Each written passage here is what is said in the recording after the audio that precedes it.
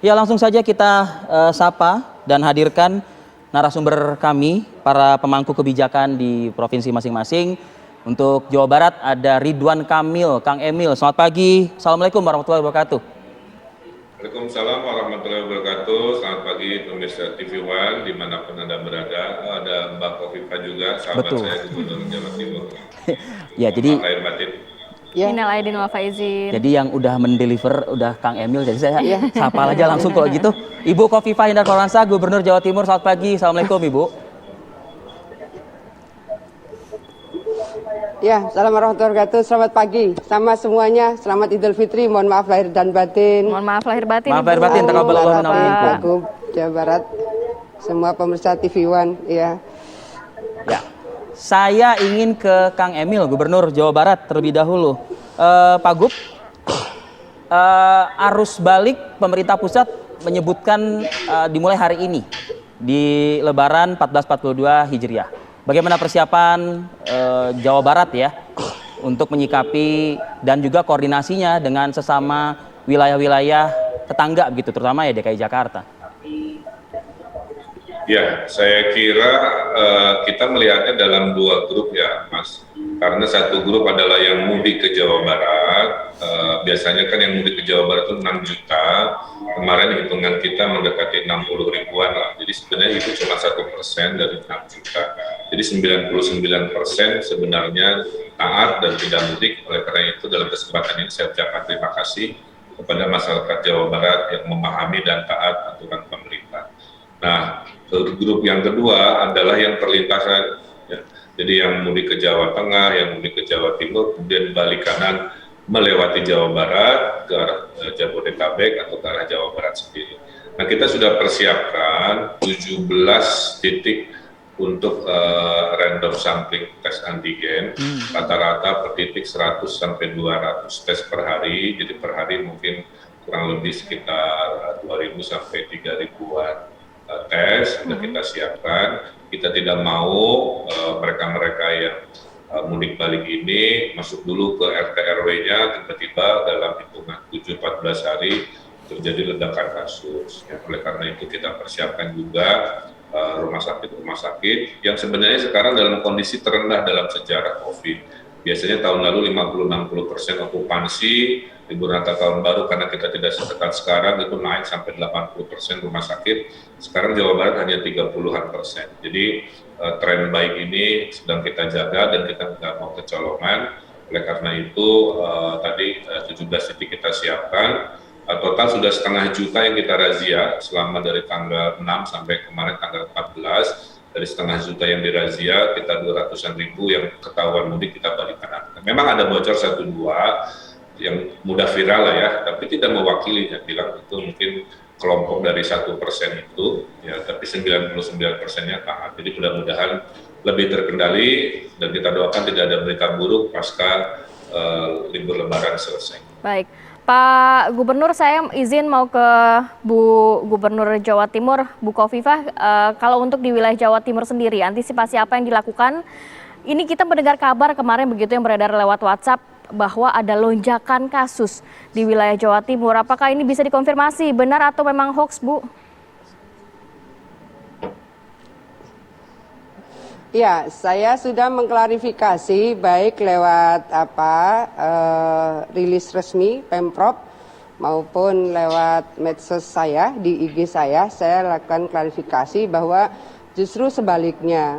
Mungkin niatnya ingin memberikan warning, tapi menurut saya lebay lah ya. Jadi lebih baik kita terus memberikan informasi secara objektif, edukasi kepada masyarakat bahwa sekarang ini sebetulnya proses yang terjadi insya Allah sangat terkendali. Jadi kalau kami, Kang Emil, Pak Gub Jawa Barat, bor kami 24%. Jadi sudah sangat menurun dibanding dengan tahun lalu atau bahkan Januari setelah libur panjang Nataru.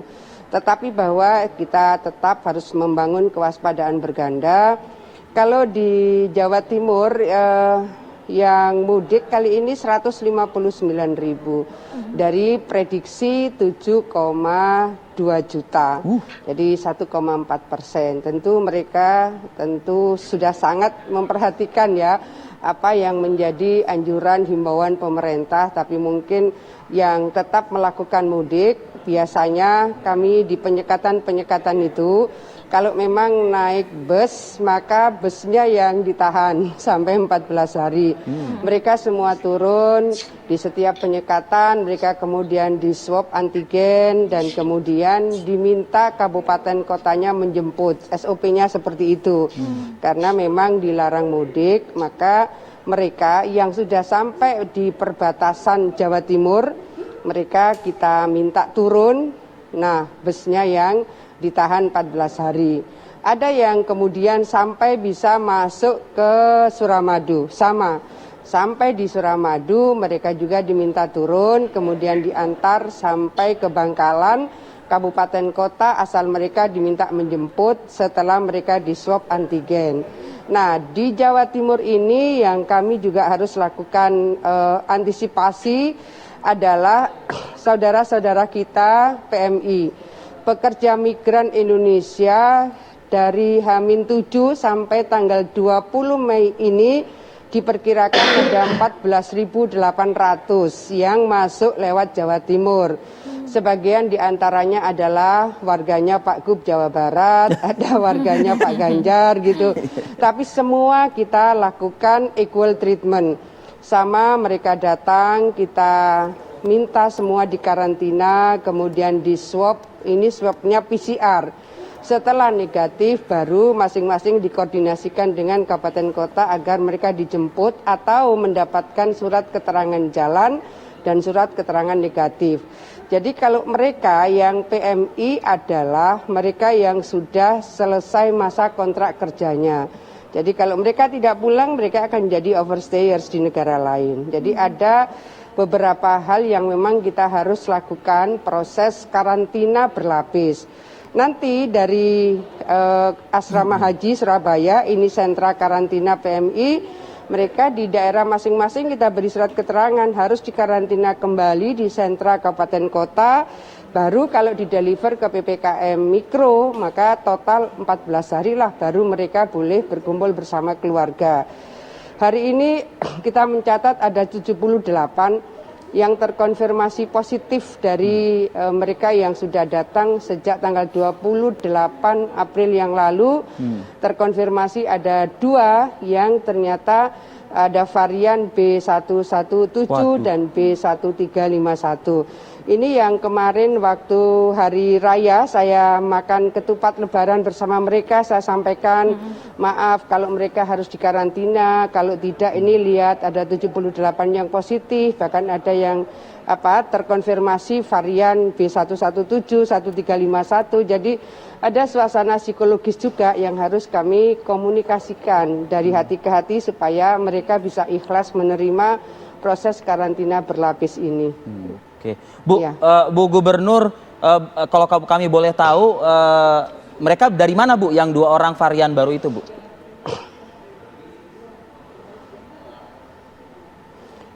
Boleh izin nanti kalau dari mananya barangkali ITD UNER saja yang rilis gitu. Karena yang 2 terkonfirmasi ini dari Institut Tropical Disease UNER. Ada 5 lagi yang di Litbangkes Jakarta, kami belum dapat konfirmasi hasilnya. Oke. Ya. Nah ini mungkin pertanyaan untuk keduanya nih ya, untuk Kang Emil sama Bu Khofifah. Kalau kemarin pada saat istilahnya arus mudik, meskipun tidak dibolehkan oleh pemerintah mudik itu gitu, tapi kan adalah beberapa masyarakat yang datanya tadi sudah disebutkan oleh Pak Gubernur dan Ibu Gubernur. Artinya 2 daerah ini, Jawa Barat dan Jawa Timur, kan ketat ya men-screening begitu. Nah, bicara arus balik, apakah screening yang ketat ini juga akan tetap berlaku Bu? Karena kan ibaratnya kan sekarang kan daerah-daerah ini ya di Jawa Barat dan Jawa Timur kan setidaknya kan sudah melepas gitu loh. Mereka akan kembali lagi entah ke Jawa Tengah, Yogyakarta, Jawa Barat, DKI Jakarta begitu. Nah ini bagaimana? Mungkin Kang Emil lebih dahulu mungkin yang bisa menjawab. Iya, pertama tadi sama dengan Jawa Timur ya, data dari kita kalau di Jawa Barat kurang lebih hanya 1% yang kurang lebih mungkin sudah sampai ke kampung halaman. Artinya 99% itu lebih terkendali.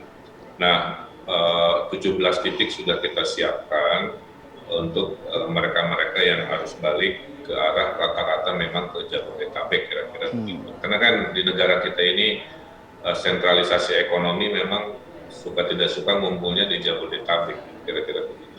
Nah, waktu keluar kemarin mudik itu kita lakukan tes juga. Di Jawa Barat ditemukan sekitar 16 yang terlaporkan positif COVID dan itu sudah kita treatment sesuai prosedur.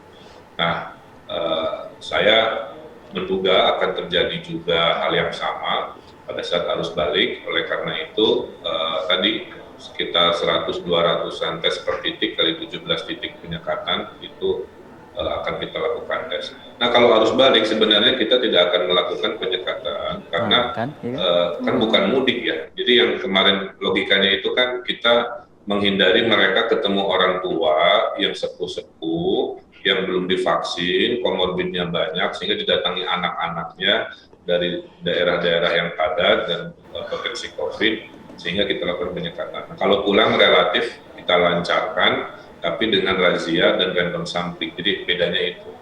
Kalau kemarin kita sekat dan kita tes, kalau pulangnya relatif tidak banyak penyekatan, kembali ke tempat kerjanya masing-masing. Tapi untuk mengantisipasi jangan terjadi masalah di lingkungan RT RW tempat mereka melakukan kegiatan, mereka kita tes di pintu tol, di rest area, tempat-tempat yang sudah kita siapkan. Saya kira sama dan mudah-mudahan mohon doanya 14 hari ke depan.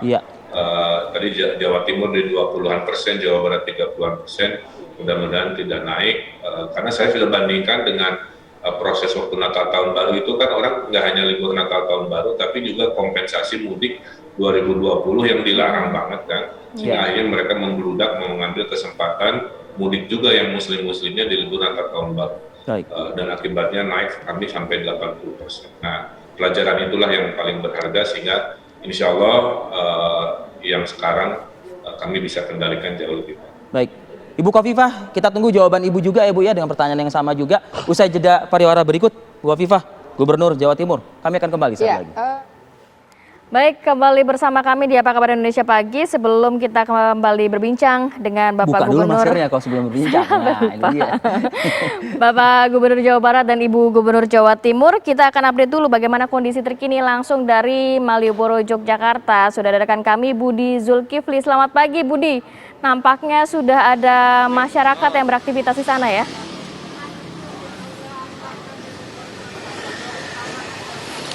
Ya Rati, benar sekali. Pagi ini kami berada di kawasan Malioboro, Yogyakarta, di mana persisnya tepat di depan Pasar Beringharjo. Kawasan Malioboro ini sebetulnya adalah merupakan destinasi wisata favorit. Kalau Anda bisa lihat, apalagi pada momentum libur Lebaran seperti ini, semestinya pada biasanya kawasan ini akan sangat ramai dengan kunjungan para wisatawan yang datang ke sini untuk menikmati suasana di sepanjang Malioboro, baik itu membeli berbagai jajanan khas Yogyakarta maupun banyak sekali souvenir-souvenir khas yang ada di sini. Namun pada musim libur Lebaran kali ini suasana terasa sangat berbeda sekali karena suasana sepi terlihat dalam 2 hari ini, mulai dari libur Lebaran hari pertama, hari kedua, dan juga hari ini karena adanya larangan masuk bagi para pemudik ke daerah istimewa Yogyakarta.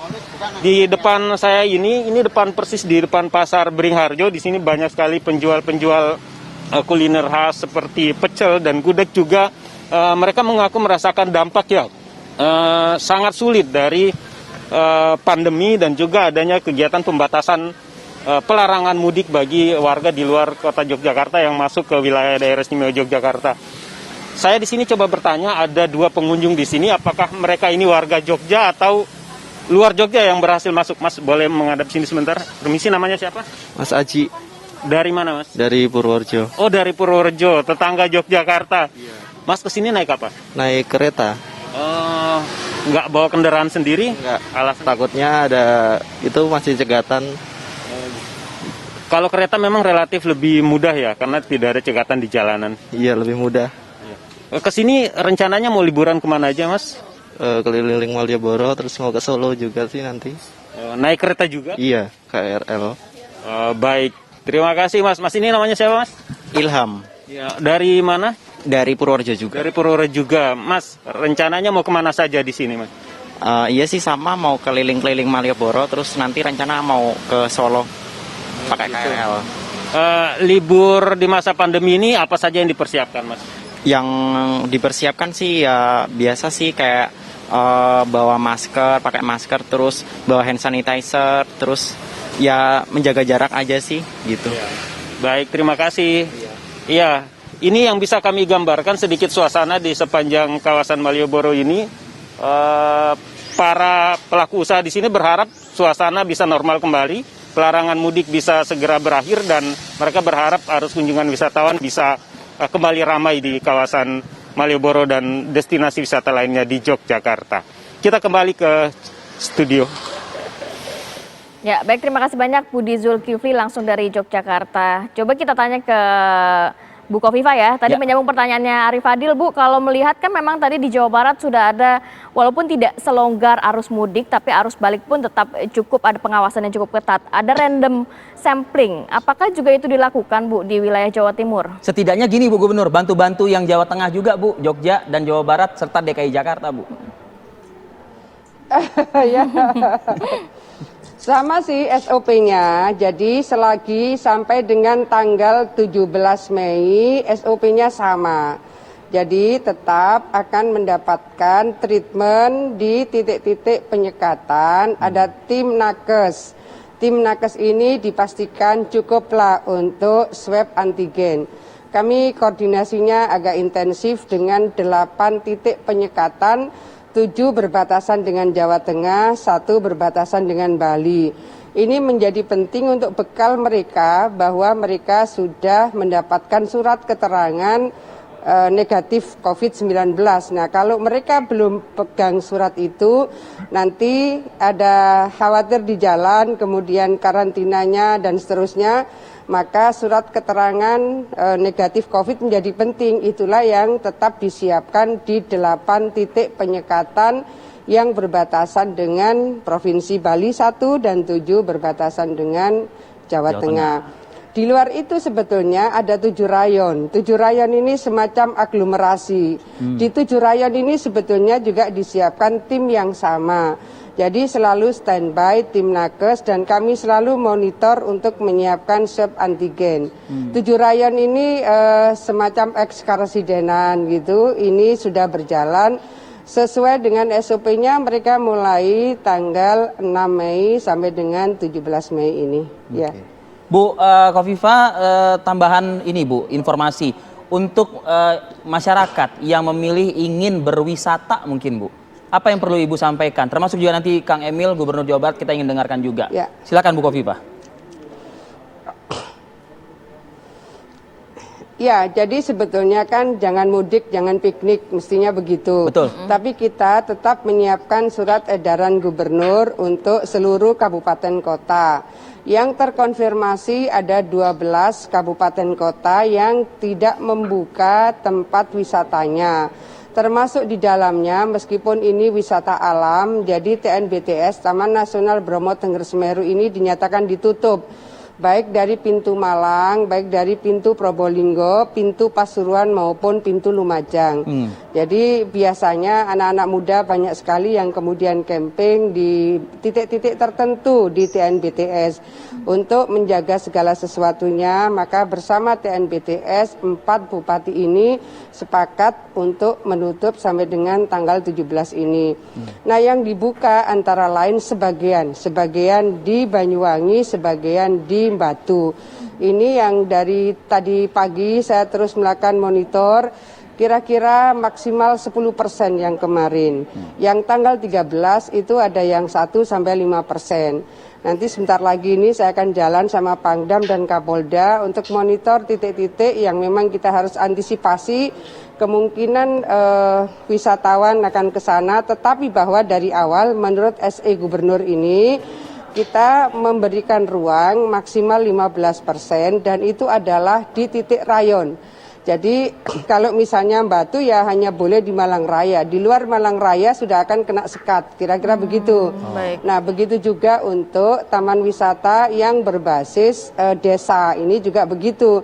Hanya masyarakat di desa itu yang diberi kesempatan untuk wisata di wisata-wisata desa. Jadi SE Gubernur saya rasa cukup detail untuk memberikan regulasi, dan beberapa titik memang kita siogiakan untuk menyiapkan tiket secara online. Baik. Begitu juga parkirannya.